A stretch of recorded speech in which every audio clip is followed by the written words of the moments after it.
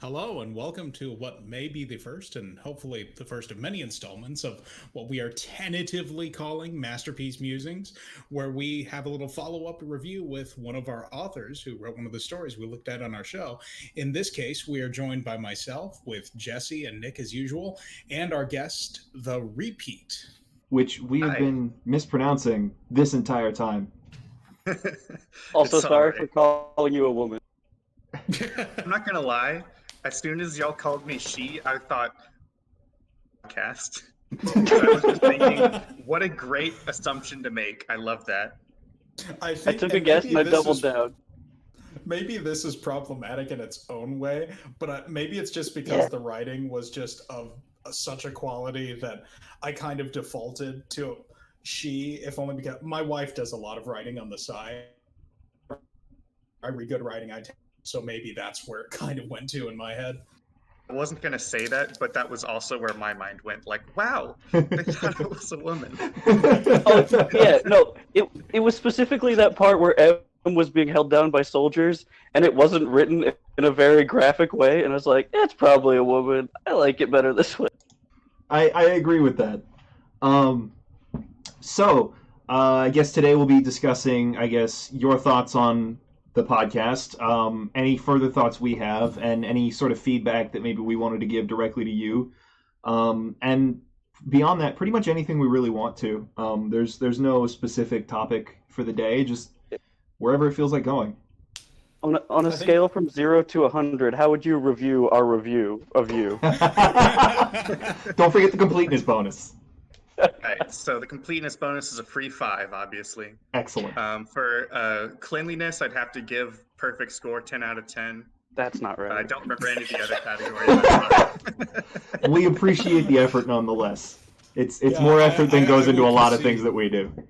We are absolutely an amateur outfit to the point where we invited you to this review and we don't have any questions written down for you. I'm willing to bet. So we're just flying by the seat of our pants, aren't we? Jesse, don't you say you have questions written down. I'll write one. I'll open up Notepad really quick.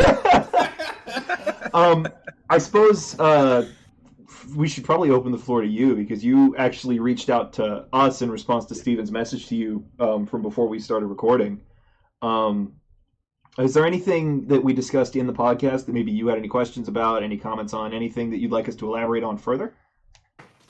I would like to say that I said I was sold when I was a joke when I said I was sold when y'all called me a she. I was actually sold when, as soon as it opened, it started with a disclaimer about the contents.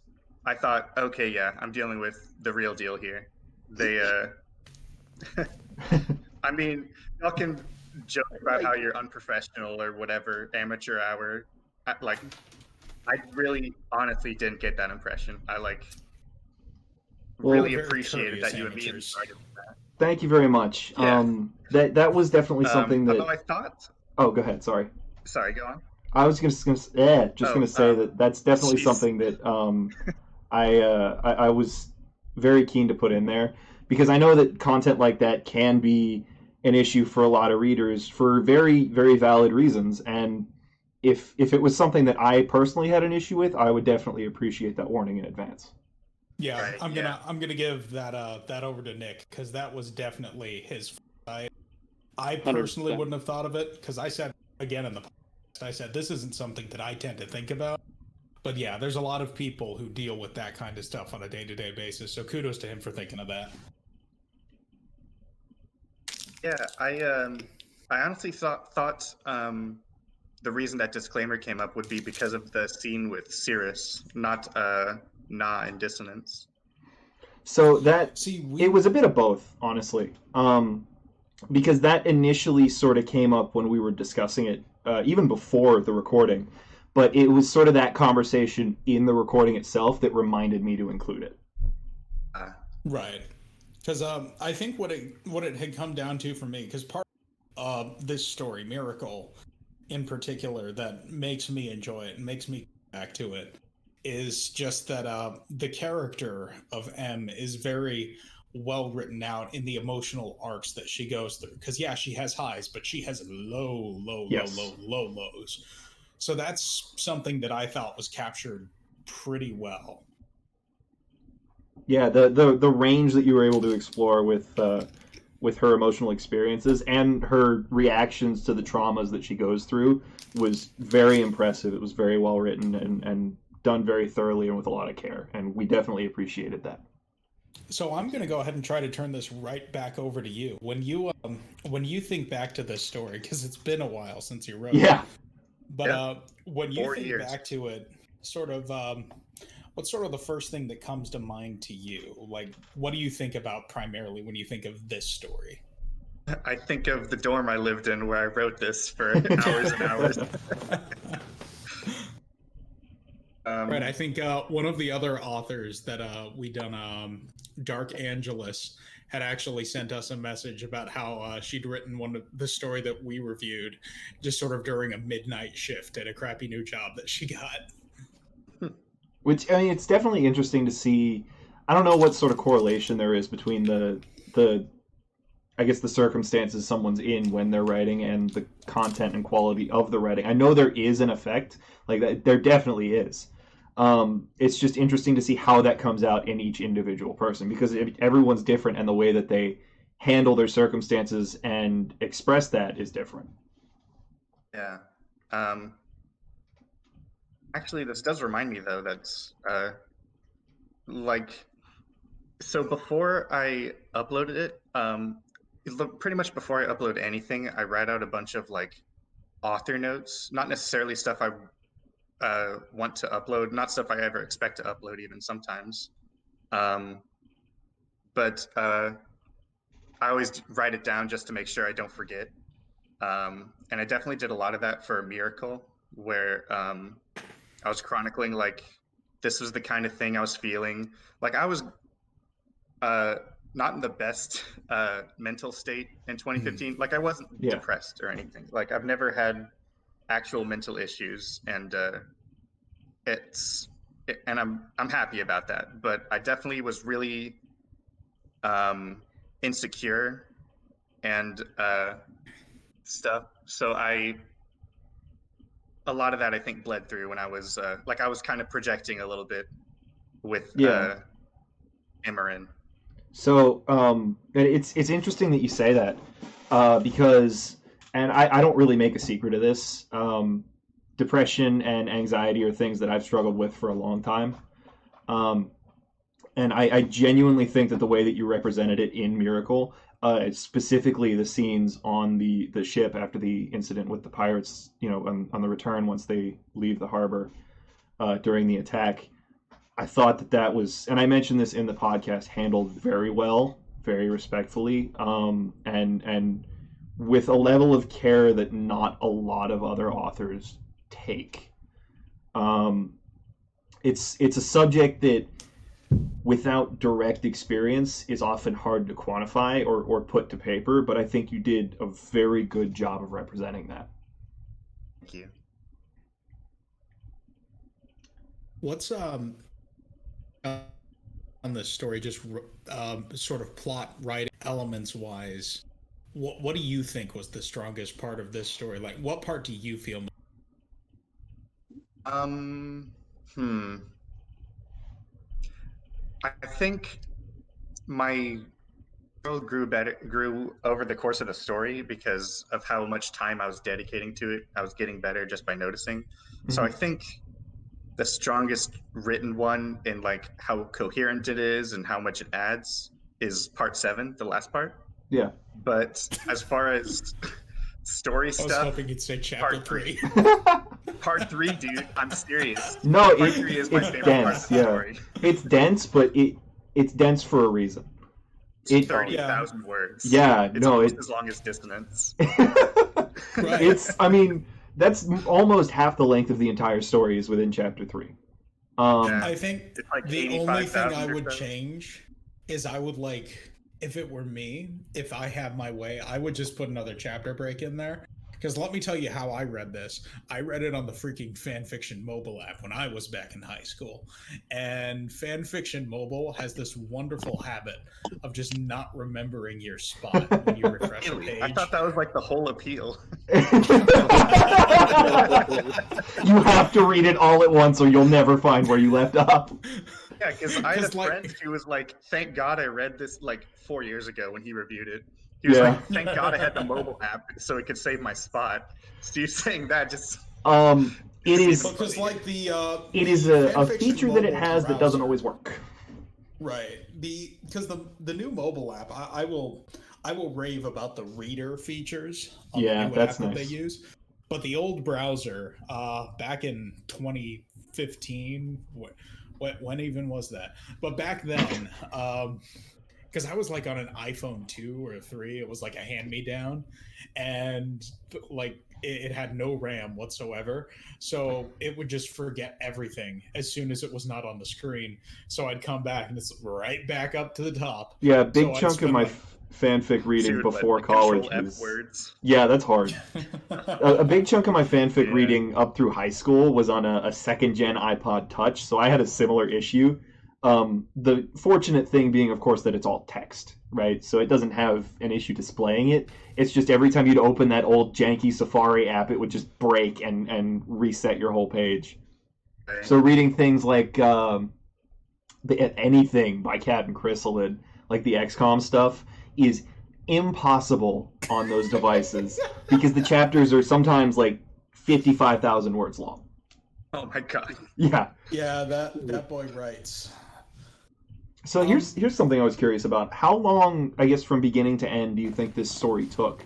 And where, aside from chapter 3, where do you think you spent most of your time refining and checking, if that's even something that you do as part of your writing process?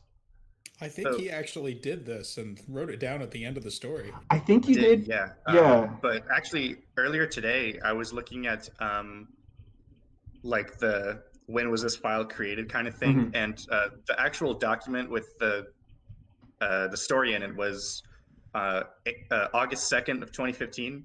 But I always make a second document that's for planning, and I made that one almost a full month earlier. So I had the story planned out. Apparently, I had like 3 weeks where I was just planning the story, because I definitely remember as soon as I had the idea, I was like, "Oh man, I think I've got a good one here." And you followed through with it, which is more than a lot of us can say. But yeah, more than I can say sometimes. Yep. Right.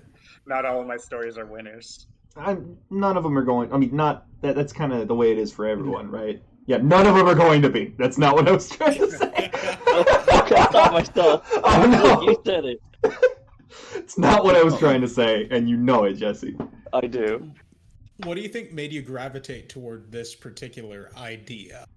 Because I can see the appeal in it, but was there any specific catalyst that made you think, what was this story for Emran like?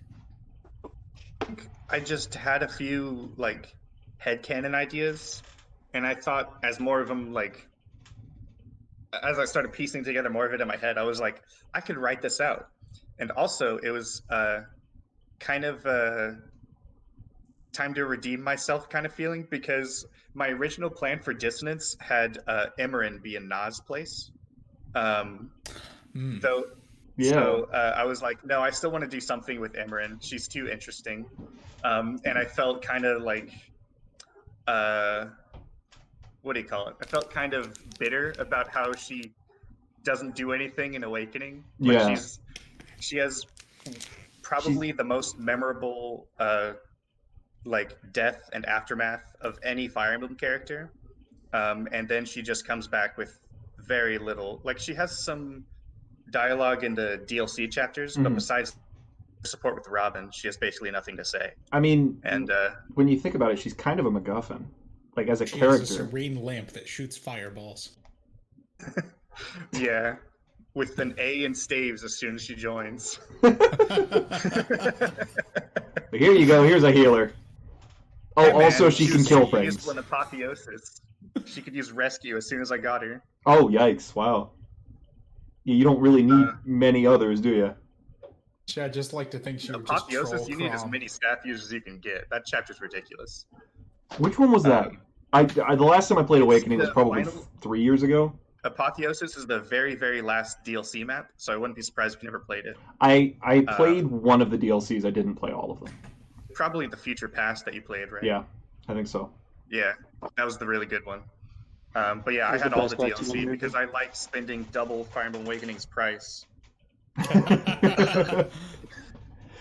But yeah, Apotheosis was the last map, and it was just made to be like no story, just really, really hard. Right. And it took me a long time to beat it. Is but that yeah, the one that you have has to, like, jump in. the 30-something heroes that you have to fight? It's probably more than 100, though not all at once. Oof. It's like there's a bunch of waves, and each wave is full of enemies that are all stat capped. Like it expects you to level grind for that. Yeah. To have like a fully level grinded team, which the rest of the game does not ask of you. I'm sure that aptitude's useful there. Yeah, that's the one time aptitude is useful. Because Don't say that to Steven. He will argue. Worst character in Fire Emblem Awakening. Oh, here we go. Oh, see, the way I had played it, I'm not sure what I did, but I made Donald into a hero. He just mopped the floor with everything, and that it is was the the best funniest thing thing to in the do with them. world.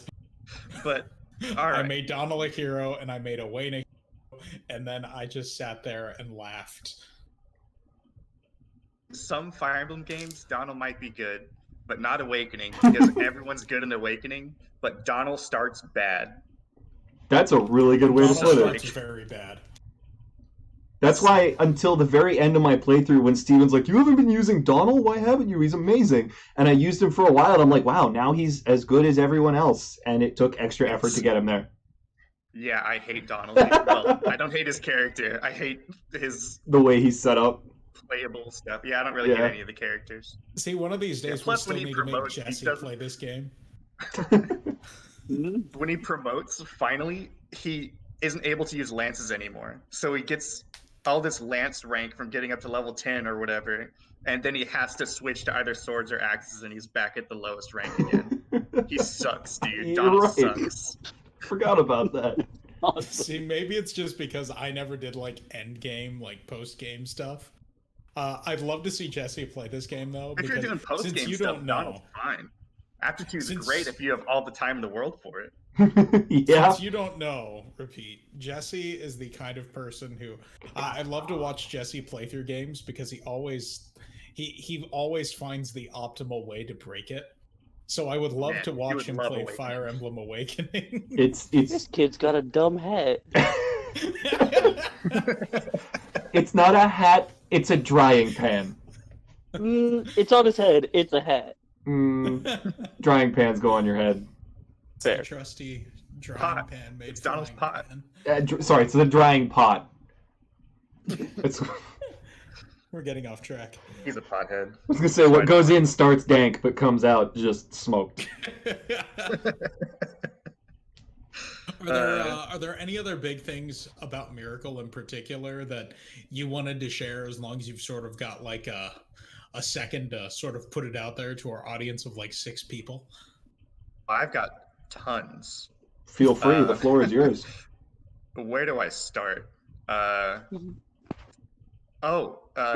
thing I wanted to say was when y'all said Robin's a sociopath, I actually leaned back and was like, yes, they get it. That is absolutely 100% what I was going for. Well, yeah, because he said And that, it's and I thought about Into the Outrealms and just the way that he's portrayed, even from a distance when he's not, directly in the scene. When they're talking about him, it all made sense. Yeah, it's this.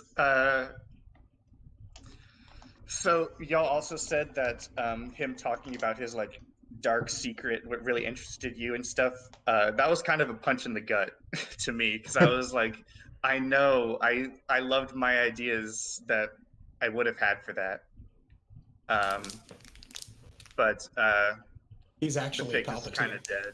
He's a He's Palpatine literally Palpatine. It was a Star Wars Yes. crossover the entire the time. entire time. That's where he was this whole time. Actually, he is Lord Traitorous. Shut up. I will keep it alive. It was dead on arrival. I'm so lost. Fair. Jesse, are you okay? I looked up author questions you're supposed to ask an author, and number 9 was, did you ever consider writing under a pseudonym? No, I decided to go with my real name. It's a very interesting Hell yeah. name. Is it French? TheRepeat. It's Dutch, Nicholas. Oh, my bad. Seriously. The Dutch know what they're talking about. Dutch Pennsylvanian. I mean, here's the thing about, I guess, the incomplete status of Into the Outrealms. Whether you ever go back to it or not, it sounds to me like you've decided to move on from it. The content that you created for it was so well made that we can appreciate it for what it is, rather than what you intended it to be. Mm-hmm. Yeah. And even without that, without dissonance, Miracle stands on its own well enough that it's just a great story to read. Yeah. Sometimes I wonder if I flip-flop back and forth between whether I regret making Miracle standalone or not. Standalone rather. Right. Because I planned the whole thing to be read as if it was standalone, just Mhm. because I was obsessed with twists at the time. I guess I still kind of am. So I thought, you know what, let's make her identity a twist, even though it barely matters whether you know that or not. Right. And compared to some of my other stories, don't get me wrong, the reviews for Miracle are always glowing, but it's really not as big as some of my other stories. And I think all the time, I wonder if I had tagged Imran as soon as I uploaded the story, put her in the character tag, so people would have been like, oh, this is an Imran origin story, that's interesting, and clicked on it. You think that it maybe would have gotten a little more traction? I think so. Yeah. Because I updated it a week later, but obviously it doesn't put it back on the front page Right. of fanfiction. Right. Still, I'm super grateful for all the support I get for that story and for my other stories. I'm very, very fond of some of them, and others I am happy that I finished. that's a good way to put it. I'm glad that it's done. Yeah, some of my older stuff is not super great. Even if I like the story, oh my god, in my early stories especially, I was so bad at endings. Morgan's ending was terrible. Miracle's ending I'm not happy with still. Yeah.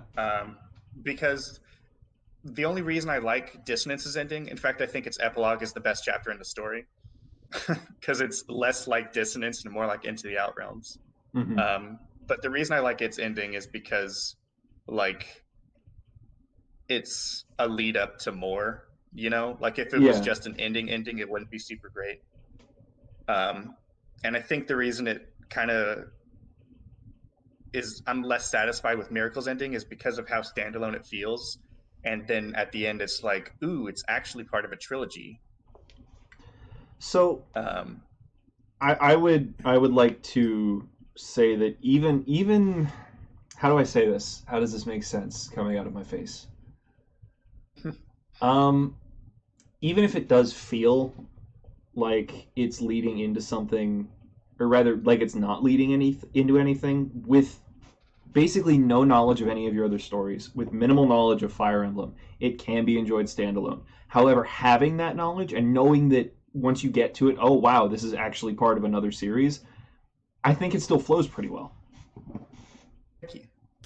To me, it's kind of like when you're reading anything expanded universe wise and Star Wars, and because this story is happening in a large, there's other crap going on. That's one of the keystones of Miracle. There's other crap going on all the time. Mm-hmm. But part of what makes that story work is that there sort of is that understanding already that you are in a world where other things are happening. And I think the ending of Miracle still works, even though it's like, oh, Robin's back and he's a dickwad now. I think it still works because in a way it's kind of unrelated. It's sort of like, oh, well, this is the life I deal with now. Back to work. So kind of the yeah. adventure continues kind of ending. I have a lot of those if you haven't noticed.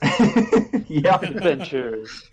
Someone I was having a conversation with about the shepherds will return. The recent Star Wars Emmeryn movies. will return into the Outrealm. One of the reasons that certain sort of standalone things like Rogue One worked more than like some of the Skywalker trilogy stuff, like the sequel trilogy, is because the writers and creators of those movies understood that it's a story happening within the Star Wars universe rather than a story about Star Wars. And I think that's sort of where Miracle fits for me. It's a story happening within Fire Emblem, using that as the context for the story, but it's not trying to be a story about the major themes of Fire Emblem so much as how those themes affect the characters. Yeah. I think that's what makes it work for me. Yeah. Well, it worked. I will say, as long as we're here, because this is less anything that Jesse would know about, because Jesse doesn't have that kind of time. But because I know we concluded what I'll refer to as the Hubba arc of Into the Outrealms, and we were moving gradually into other things. But did you have any plans for that before you would you'd crab raved the story, or were there crab rave? Yeah, sorry, well, you don't know. I brought up crab rave like 9 times at work today, and no one knew what I was talking about. So for the last half hour I was there, I was just playing it on my phone. It's a shame. I know. I'm so disappointed in my coworkers. Yeah. Actually, as soon as I finished your podcast for the first time, I thought, you know what? Let me just look at what I had planned for the next chapter, because I'd written part of it, but then it had been sitting like untouched for like a year and a half now. So I looked at my plan and I was like, wait a minute, and I wrote the entire thing. So I actually did. So I did finish chapter 18, and I might actually be posting that in the next couple of days. Well, if you do, let us know. We definitely look forward to it, and if that is posted by the time this video goes up, or even after, I'll include a link to it in the description. Well, in that case, I might just do it tonight. I've had so many occasions where I've like pulled up something. Oh yeah, I remember enjoying. Look at it for 5 seconds. This is worthless. I need to redo it all now. Yeah, I kind of had that feeling about the next arc, and so I went and I planned the rest of the arc. Yeah, but I am still willing to talk about it. Like a lot of the reasons that I'm happy about Miracle being part of the shared universe is the stuff it adds to, the stuff it sets up for Into the Outrealms. Like a lot of stuff y'all even touched on, like the parents and the children are the same age and maturity, so there's a lot of drama that comes out of that. A whole lot of family drama. Yeah. Like y'all thought there was family drama with the Robins in Miracle. Yeah. It's gonna get crazy and Into the Outrealms. Like there's gonna be some upsetting stuff. Emmer and Frederick can't confirm or deny that they will hook up. They're totally gonna, like, come on. This ship has not sailed yet, but it is preparing for departure. Emmer forever. Was that the 10th question? That was question 10. Authors is, do Emmeryn and Frederick get together? It's a weird question to ask every author you interview, but it's on the list, so you have to do it. It's right after 42. Do you ever Google yourself? Yeah, when I need to find my profile. I've done that. I mean, hey, we can all appreciate some trauma in our fiction. It gives us the story spice. I, of all people, am glad to hear that. I will say, because it's been so long since I read Into the Outrealms. Nick, have you read Into the Outrealms? I know it's among the stories that I threw at you back then. I read it about 2 years ago, maybe like mid to early 2018. I think I read most of what was posted at the time, if Great, not so all you're of it. slightly Probably less like clueless than 15 I out of am. 17 chapters were Yeah, uploaded in that year. That sounds about right. Yeah. Well, 18 if you count the crab rave. Yeah, so I didn't actually get that far. I remember in Into the Outrealms, a lot of the parent-child interactions were some of my favorite bits. Yeah. So Morgan unintentionally being very cruel, the relationship between Cordelia and Severa, and how that sort of comes up and comes down and comes up. There was a lot of good stuff in there that I appreciated. So I'm glad that you brought up sort of the parent-child dynamics with parents and children who happen to be the same age. And I'm just thinking of Jesse talking about, wouldn't it be awkward if you were like just on your first date, your kid just walks in? So one of the Sounds things... like that's Definitely going to be a whole lot of Morgan. Oh, no. Morgan is... My favorite character speaking of that you trauma, write? Yeah, she's also my favorite. She's great. I She's appreciate so it. fun to write. No, one of the things I really liked about that is that it does sort of have that support conversation vibe, a lot of the interactions, but that's one of the things that, like, that's one of the charms of Fire Emblem, right? That's one of the things that as fans we all kind of just love. But at the same time, it feels very organic. You definitely bring more of a realistic tone to these conversations that they're having, and you can kind of explore what's happening in the story a little bit more, whereas the support conversations kind of have to be a bit generic, depending on, who's alive. Yeah. Yeah, I'll second that. I think the support conversations in Fire Emblem Awakening kind of veer toward being a little weak sometimes. So that's part of why a lot of Fire Emblem Awakening fan fiction really scratches that itch. I think Three Houses does that a lot better. But Awakening sort of has like that, oh, Robin has walked in on Crom in the shower. Oh, Crom has walked in on Robin in the shower. Robin gets mad. Development. Robin, I'm respecting your privacy by knocking, but asserting my authority as your commanding officer. By barging it anyway. Crom and Sumia is the most like basic bitch ship, but their support conversations are so awful. Yeah, and I feel the same way about Robin and Lissa, who I also ship. I hard ship Robin and Lissa. See, there's a lot of We had the pairings same in Morgan. Fire Emblem that can work, and then some that just feel like they shouldn't work, but you can shoehorn it together anyway. And that's why they work the best. Awakening also had a lot of nice. They had these like shining bonus tiles you could wait on, and it would like give you an item or something. But if you had two people who were married wait on that tile, they'd share some special like lovey-dovey dialogue. Yeah, I found a couple of those like, by if accident. Robin Lissa supports were like those, then Masterpiece. Name drop. See, I will still stand by making Donald Owain's father, if only because He won't let it go. of it just makes Owain so much funnier to me. He's already a goofball, but now he's a goofball with character. I feel like making him Vake his dad is also just so appropriate. I Vake is just this will big agree with dumbass, that. and Owain is just this like other dumbass, and they're perfect for each other. It's one big dumbass family. Yeah. Is there anything else you wanted to add with regards to your plans for the future, with maybe anything you're working on now, or anything you plan to revisit, or anything that you're canceling? Just something that's on your mind that maybe you wanted to get out there. Into the Outrealms. Yeah, I'm canceling your podcast. I'm sorry. I mean, if anyone has the power to do it, it's you. Oh my god. Lately I've actually been working on a game. It's actually Fire Emblem genre. Okay. With a story, it's called Understanding. We'll see how long it'll take me to finish that because it's a solo effort. Mhm. But pretty stoked about that. Suddenly have a fire in me to do Into the Outrealms again, which sucks because it's such a time sink. Yeah. I get so excited about it. So there might be more of that some more.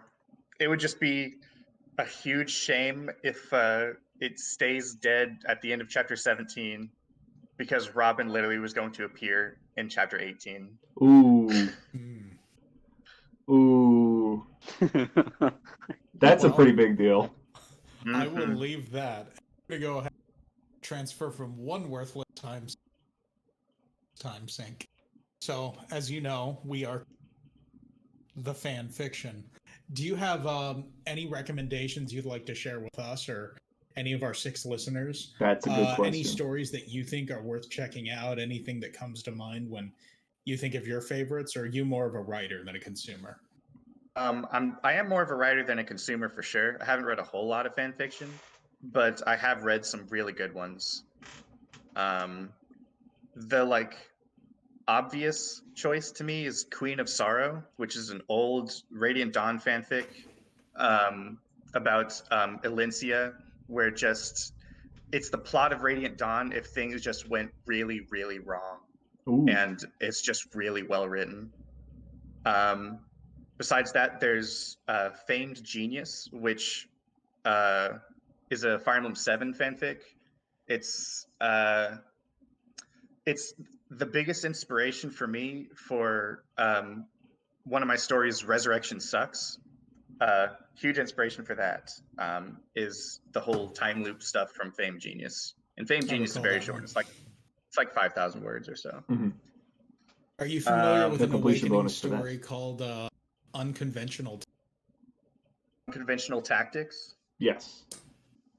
Yes, that one's really good. Yeah, that's didn't that update recently? Really? I don't think so. I think I got an email. I might be thinking of another fic, but I swore I got an email. You're thinking of another fic. I thought that hadn't updated in like 6 years or something. Please hold while I Google. That's great. Had like 3 chapters or so, 5. I think even these long dead stories, I think there's still something good to get out of them because what I always tell people, because it did not. I'm thinking of something else. You can go to my profile, which I won't mention safety, but you can go to my profile and see all my stories, and they're all garbage. I hate them all so much, but I still get emails of like someone left a review or someone left a favorite on one of my stories, and I'm like, you know what? I remember when I was reading my first crappy, god-awful fan fiction and going, this is amazing. And I don't want to take that away from someone else who's just getting started. Steven, you're saying this. Story sucks. Steven, you're saying this, but there is a story that you wrote that one of the authors that you and I both either reviewed or left a comment on that genuinely I think is actually really good. Like, it's short and it's a little bit, but it's really fun, and I actually really enjoyed reading it. I've actually revisited it a few times. Was that a scientific principle? Yeah. One? Yeah, that was more of a concept. So I'm not surprised that got seen there, sort of like when it first went up. Mm-hmm. But yeah, most of my ideas were pretty horrendous, but I think even those things that end up dead in the water, there's still something to a lot of those, because something like Unconventional Tactics that hasn't been updated in years, but it's just rooted in these very solid character interactions that really flesh out characters in ways that you didn't necessarily see them in the game, even if this Robin is a bit crazier than you might be used to. But there's still something to that. So I think all of those things are worth appreciating. I think that Robin was kind of part of the inspiration for my Morgan in Into the Outrealms. I just being this crazy, like, just off canon crazy. Yeah. I think another author I'd like to shout out is Yosei Ranbu. I'm sure he's got like the most favorited or most reviewed something fic on the website, Another Again. is what it's called. Another Again. Mhm. And it's ongoing, but I like it a lot because it's a lot like, it sounds like a story I would write.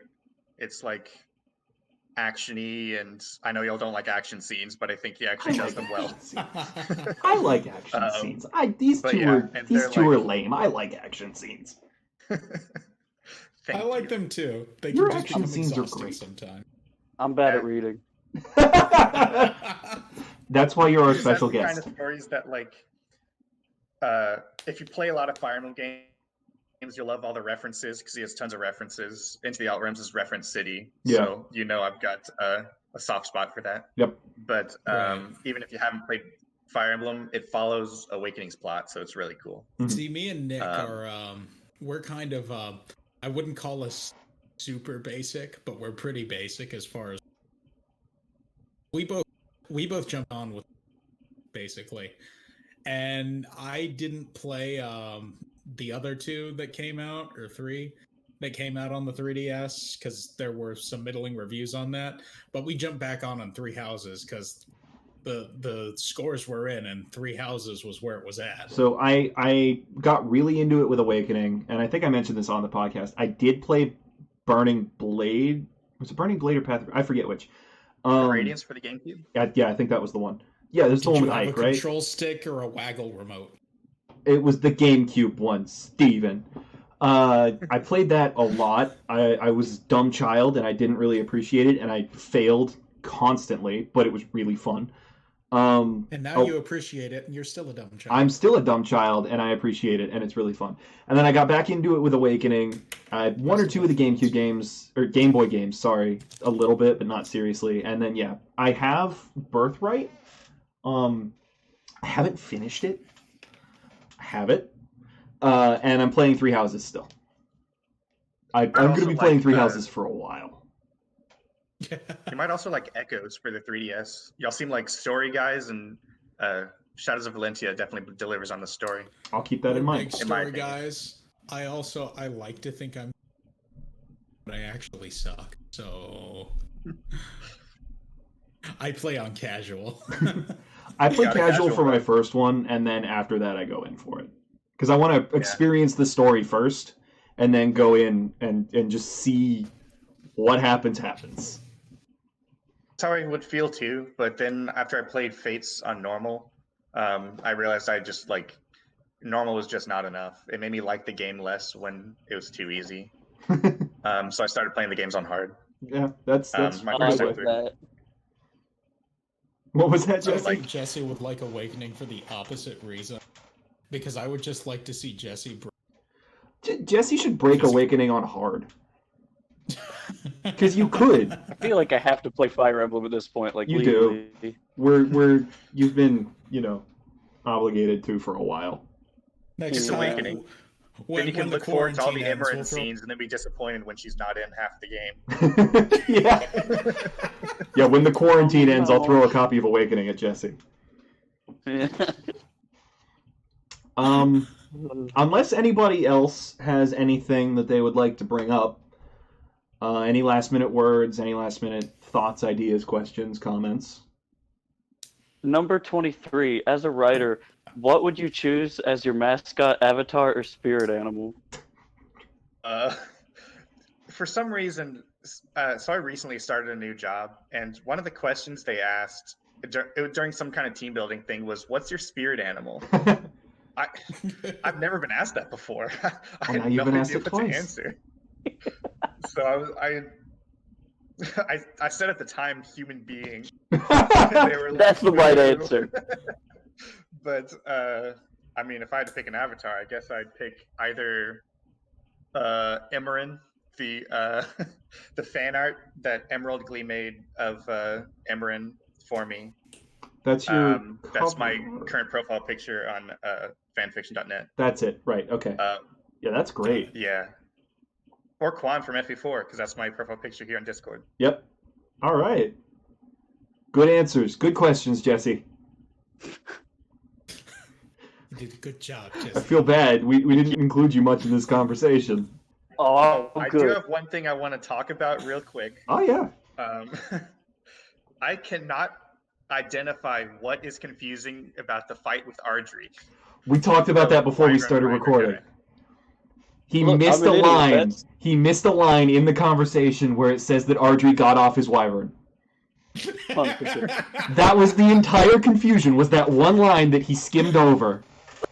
Here's the That thing. line, but then next paragraph, there's a line where he like whistles and that just misses his wyvern. His wyvern flies away and is never seen again. Yeah.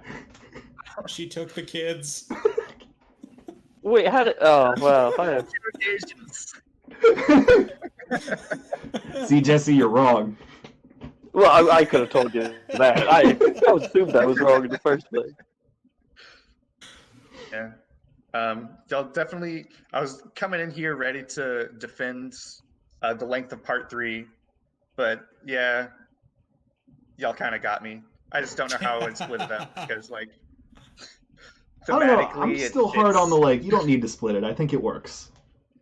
I I'm like not going it. to now. Hell no. No, absolutely That's not. right, 4 I don't years think you No, should have split it. I think you go made the back right and decision. change it. You made the right choice. My expectations. Stick to your arc fire. You made the right choice. Arcfire. Nick, put the tomb down. No. It's just definitely something I'll keep in mind in the future. Is don't make chapters that long because the app sucks. If only we had paper. I think print it that's out. You'll never that's lose your spot. probably a pretty good place to end the discussion for today. Thank you, Yeah, I seriously, think we're all about out TheRepeat, of for steam. joining us. We're glad to have you. We're super glad that you responded when we reached out and that you were here to discuss this with us after the fact. And we're glad that you like the podcast. We really are. I think this is the part where we're this is a supposed to great plug conversation. everything. Yeah. Oh, me? Yeah, if there's anything you want to shout out, anything you want to plug, any future projects, I think we talked about that already. Links to your AO3 and fanfic profiles will be in the description, though I see you don't really update the AO3 stuff that much. I still want to link it just in case. Yeah. The reason I didn't put all my stories on there is because I felt like I would have had to rewrite them.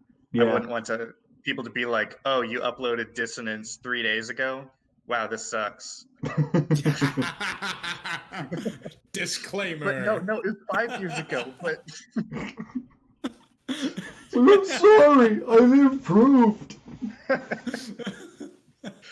I'm gonna read them all without playing any Fire Emblem games. That's a very Jesse thing to do. I'd Maybe we enjoy. should do that. Yeah, you might enjoy a couple of them, like Lies for Children and Resurrection Sucks. I don't think you need a great understanding of the games for. My entire goal with reading them is Um, hoping Emran and Frederick get together. You're gonna be disappointed. I'm sorry, man. He's playing the long He won't game. believe you. He has to read them for himself. Yeah, right. I mean, yeah, read and find out, man. Death Who of the knows? author, Maybe right? Emran might be mentioned in 1 or 2 more stories. Wait, Yes! is it death of the author or death to the author? Yes. I can never remember which. This is an important distinction for me, okay? Look, we'll figure it out after the death. Boy. Do you still have my pitchfork? No, I gave that back weeks ago. Oh, I'll find it. Thanks. All right. This has been Masterpiece Musings. Thank you very much for joining us, and we will see you hopefully in the next episode of the Unironic Masterpiece Fanfic Theater. This has been a wonderful experience. I'm very glad this happened. Thank you, and Bye, guys. see you next time. Peace.